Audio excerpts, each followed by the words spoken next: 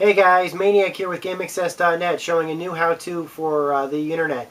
We're going to be showing you guys how to use a cool little feature of the PlayStation 3 that doesn't really have too much use to it, but it actually is a pretty cool feature and it works really well. It's called the remote play setting.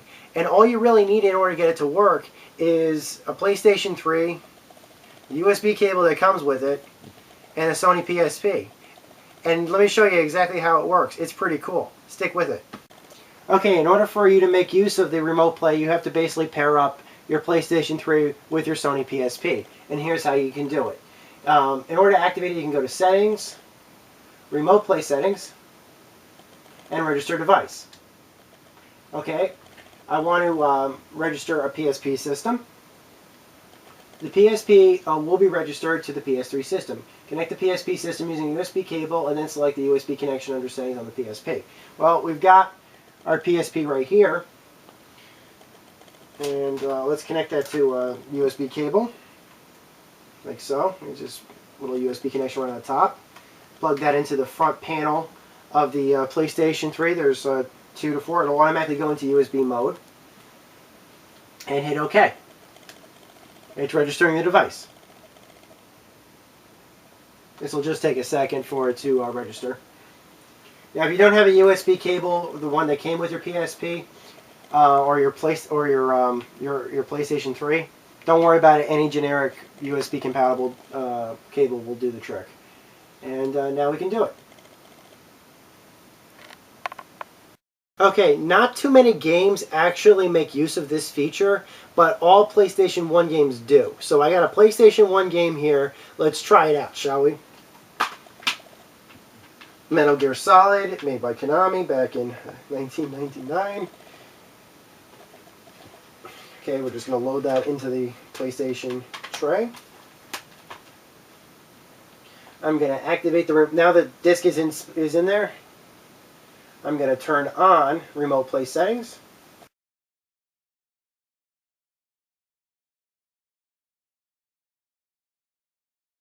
As you can see here, Remote Play is in progress, and I have total system control from here.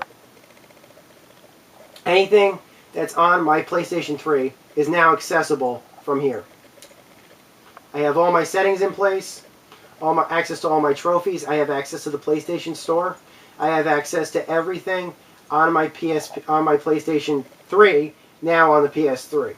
And I can also play some of the games.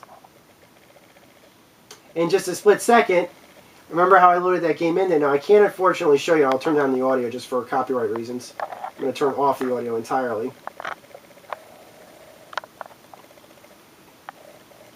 I now have access to the game. And you can see me playing it from here. And I'll be able to play this from anywhere in the house.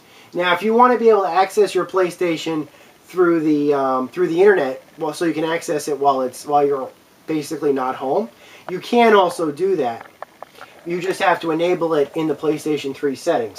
You also are going to have to, you also can have it turn itself on so that you can access it remotely while the PlayStation 3 is originally turned off. But you'll also have to turn that in a different settings, and I'll show you how to do that in just a split second. If you want to have the PSP able to turn the PlayStation on and off, all you have to do is back in Remote Play Settings, tell it you want Remote Start. And from there, you can also enable the Remote Start from the internet. If you do both, you will be able to access your PlayStation through your router from anywhere you want. It will be able to identify where your PlayStation is as long as your PSP is connected to an internet hotspot.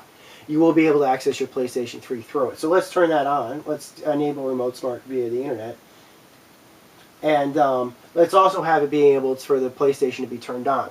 Now, the plus side of this is that you'll be able to access your PlayStation and all the data in it from wherever you have wireless access with your PSP.